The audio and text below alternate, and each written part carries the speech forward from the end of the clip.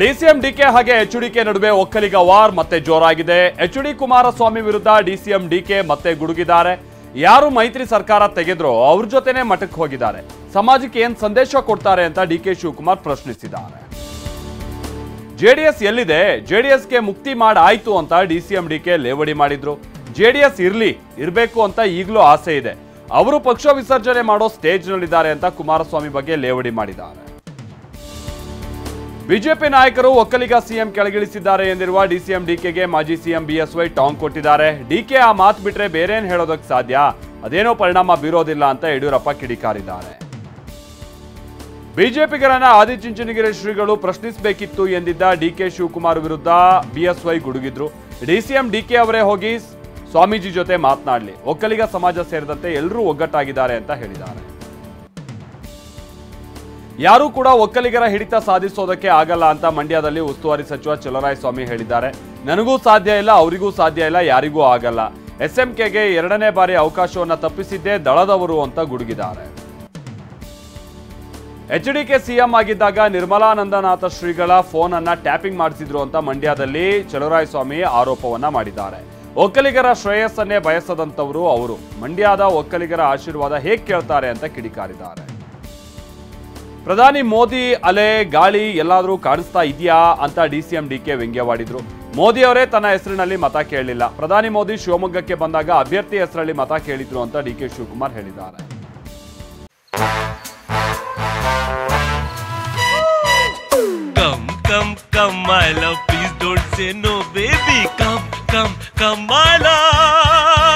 V-Guard ನ air coolers extra large cooling pad ನೊಂದಿಗೆ ಇದು ಎಂತೆಂಥವರನ್ನು ಕೂಲ್ ಆಗಿಸುತ್ತೆ.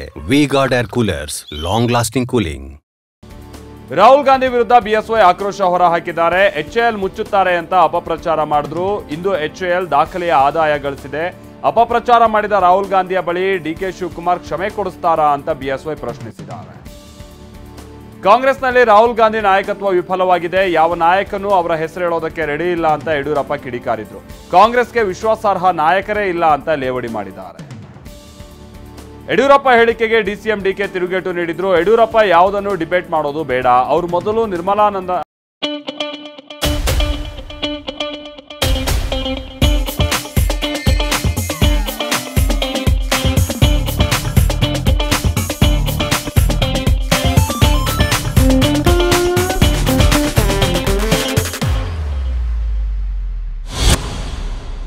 ನಿರ್ಮಲಾ ಸೀತಾರಾಮನ್ಗೆ ಉತ್ತರ ಕೊಡ್ಲಿ, ಬಿಎಸ್ವೈ ಯಾಕೆ ಕಣ್ಣೀರು ಹಾಕಿದ್ರು ಅದಕ್ಕೆ ಉತ್ತರಿಸಲಿ ಅಂತ ಕೌಂಟರ್ ಕೊಟ್ಟಿದ್ದಾರೆ.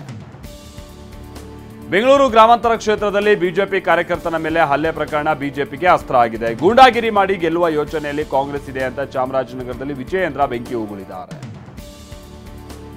ಶಿವಮೊಗ್ಗ ಕ್ಷೇತ್ರದಲ್ಲಿ ನಾನು ಸ್ಪರ್ಧೆ ಮಾಡೋದು ಖಚಿತ ಅಂತ ಈಶ್ವರಪ್ಪ ಮತ್ತೊಮ್ಮೆ ಹೇಳಿದ್ದಾರೆ. ನನ್ನ ನಿಲುವಿನಲ್ಲಿ ಯಾವುದೇ ಬದಲಾವಣೆ ಇಲ್ಲ, ನಾಳೆ ಶಿವಮೊಗ್ಗದ ಅಭ್ಯರ್ಥಿಯಾಗಿ ನಾಮಪತ್ರ ಸಲ್ಲಿಸ್ತೀನಿ ಅಂತ ಕಡ್ಡಿ ಮುರಿದಂತೆ ಮಾತನಾಡಿದ್ದಾರೆ. ಶಿವಮೊಗ್ಗದಲ್ಲಿ ಬಿಎಸ್ವೈ ಹಾಗೆ ಪುತ್ರರ ವಿರುದ್ಧ ಈಶ್ವರಪ್ಪ ಮತ್ತೆ ಗುಡುಗಿದ್ದಾರೆ. ತಾಕತ್ತಿದ್ರೆ ನಾನು ಸವಾಲ್ ಹಾಕ್ತೀನಿ, ಅವ್ರು ಯಾರು ನನಗೆ ಮೋದಿ ಫೋಟೋ ಹಾಕದಂತೆ ಹೇಳೋದಕ್ಕೆ. ಮೋದಿ ಫೋಟೋ ಇಲ್ಲದೆ ಅಪ್ಪ ಮಕ್ಕಳು ಚುನಾವಣೆಗೆ ಹೋಗ್ಲಿ ನೋಡೋಣ ಅಂತ ಸವಾಲ್ ಹಾಕಿದ್ದಾರೆ.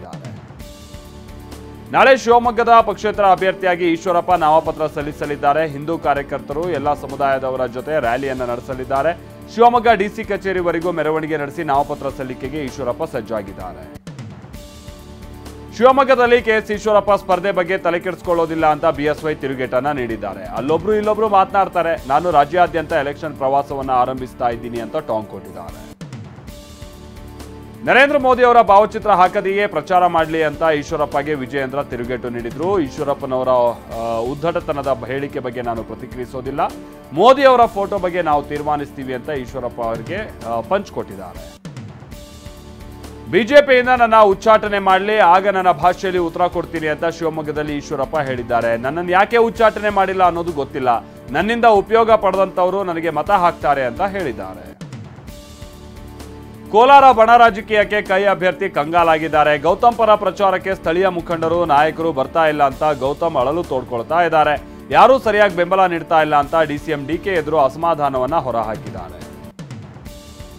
ಕೋಲಾರ ಕಾಂಗ್ರೆಸ್ ಬಗ್ಗೆ ಆರ್ ಅಶೋಕ್ ವ್ಯಂಗ್ಯ ಆಡಿದ್ದಾರೆ. ಮನೆಯೊಂದು 3 ಬಾಗಿಲು ಎಂಬಂತಾಗಿದೆ.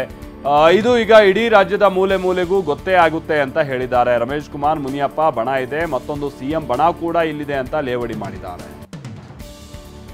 ಯಡಿಯೂರಪ್ಪನವರೇ, ಈ ವಯಸ್ಸಿನಲ್ಲಿ ತಾಕತ್ ಪ್ರಶ್ನಿಸ್ತೀರಿ, ತಾಕತ್ತಿದ್ರೆ ಕರ್ನಾಟಕದ ಮುಂದಿನ ಸಿಎಂ ಯಾರು ಹೇಳಿ ಅಂತ ಕಾಂಗ್ರೆಸ್ ಶಾಸಕ ಲಕ್ಷ್ಮಣ ಸವದಿ ಸವಾಲ್ ಹಾಕಿದ್ರು.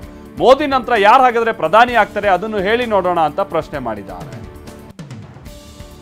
ಹಾಸನದಲ್ಲಿ ಪ್ರೀತಮ್ ಗೌಡ ಮತ್ತು ಜೆಡಿಎಸ್ ನಡುವಿನ ಮುನಿಸು ತಾರಕಕ್ಕೇರಿದೆ. ಮೈತ್ರಿ ಪಕ್ಷಗಳ ಜಂಟಿ ಕಾರ್ಯಕ್ರಮದ ಬ್ಯಾನರ್ನಲ್ಲಿ ಪ್ರೀತಮ್ ಗೌಡ ಫೋಟೋ ಮಾಯ ಆಗಿದೆ. ನಿನ್ನೆ ಪ್ರಚಾರಕ್ಕೆ ಚಾಲನೆ ನೀಡಿದ ವೇಳೆ ಪ್ರಜ್ವಲ್ ರೇವಣ್ಣ ಹೆಸರು ಹೇಳಿರಲಿಲ್ಲ. ಇದರ ಬೆನ್ನಲ್ಲೇ ಪ್ರೀತಮ್ ಫೋಟೋಗೆ ಕೋಕ್ ನೀಡಲಾಗಿದೆ. ಕರ್ನಾಟಕ ಕುರುಕ್ಷೇತ್ರಕ್ಕೆ ಪವನ್ ಕಲ್ಯಾಣ್ ಎಂಟ್ರಿ ಕೊಡಲಿದ್ದಾರೆ. ಏಪ್ರಿಲ್ 17ರಂದು ಹಲವು ಕ್ಷೇತ್ರಗಳಲ್ಲಿ ಪವನ್ ಕಲ್ಯಾಣ್ ಪ್ರಚಾರ ನಡೆಸಲಿದ್ದಾರೆ. ಬಿಜೆಪಿ ಅಭ್ಯರ್ಥಿ ಪರ ಬೆಂಗಳೂರು ದಕ್ಷಿಣ, ರಾಯಚೂರು, ಬಳ್ಳಾರಿ, ಚಿಕ್ಕಬಳ್ಳಾಪುರದಲ್ಲಿ ರೋಡ್ ಶೋ ನಡೆಸಲಿದ್ದಾರೆ. ಮೈಸೂರು ಲೋಕಸಭಾ ಅಖಾಡಕ್ಕೆ ಪ್ರಧಾನಿ ನರೇಂದ್ರ ಮೋದಿ ಲಗ್ಗೆ ಇಡಲಿದ್ದಾರೆ. ಏಪ್ರಿಲ್ 14ರಂದು ಮಹಾರಾಜ ಕಾಲೇಜು ಮೈದಾನದಲ್ಲಿ ಬಿಜೆಪಿ ಬೃಹತ್ ಸಮಾವೇಶ ಆಯೋಜಿಸಿದೆ. ಮೈಸೂರು, ಚಾಮರಾಜನಗರ, ಮಂಡ್ಯ, ಹಾಸನ ಅಭ್ಯರ್ಥಿಗಳ ಪರ ಮೋದಿ ಅಬ್ಬರದ ಪ್ರಚಾರವನ್ನು ನಡೆಸಲಿದ್ದಾರೆ. ಸಿಎಂ ಸಿದ್ದರಾಮಯ್ಯ ತವರು ಜಿಲ್ಲೆ ಮೈಸೂರಿನಲ್ಲೇ ಪ್ರಧಾನಿ ಮೋದಿ ಮತಬೇಟೆಯನ್ನ ನಡೆಸಲಿದ್ದಾರೆ. ಏಪ್ರಿಲ್ 14ರ ಮಧ್ಯಾಹ್ನ 3:30ಕ್ಕೆ ದೋಸ್ತಿ ಕಾರ್ಯಕರ್ತರನ್ನ ಉದ್ದೇಶಿಸಿ ಭಾಷಣ ಮಾಡಲಿದ್ದಾರೆ. ಜೆಡಿಎಸ್ ವರಿಷ್ಠ ಎಚ್ ಡಿ ದೇವೇಗೌಡ, ಪ್ರಧಾನಿ ಮೋದಿ ಒಂದೇ ವೇದಿಕೆಯಲ್ಲಿ ಕಾಣಿಸಿಕೊಳ್ಳಲಿದ್ದಾರೆ. ಲೋಕಸಭೆ ಅಖಾಡದಲ್ಲಿ ಆಪರೇಷನ್ ಹಸ್ತ ಜೋರಾಗಿದೆ. ಬಿಜೆಪಿ ಶಾಸಕ ಶಿವರಾಮ್ ಹೆಬ್ಬಾರ್ ಪುತ್ರ ವಿವೇಕ್ ಹೆಬ್ಬಾರ್ಗೆ ಕಾಂಗ್ರೆಸ್ ಗಾಳ ಹಾಕಿದೆ. ಅವರು ಕಾಂಗ್ರೆಸ್ ಸೇರ್ಪಡೆಯಾಗಿದ್ದಾರೆ. ಉತ್ತರ ಕನ್ನಡ ಜಿಲ್ಲೆಯ ಬನವಾಸಿಯಲ್ಲಿ ಕಾಂಗ್ರೆಸ್ ಬಾವುಟವನ್ನ ಹಿಡಿದಿದ್ದಾರೆ.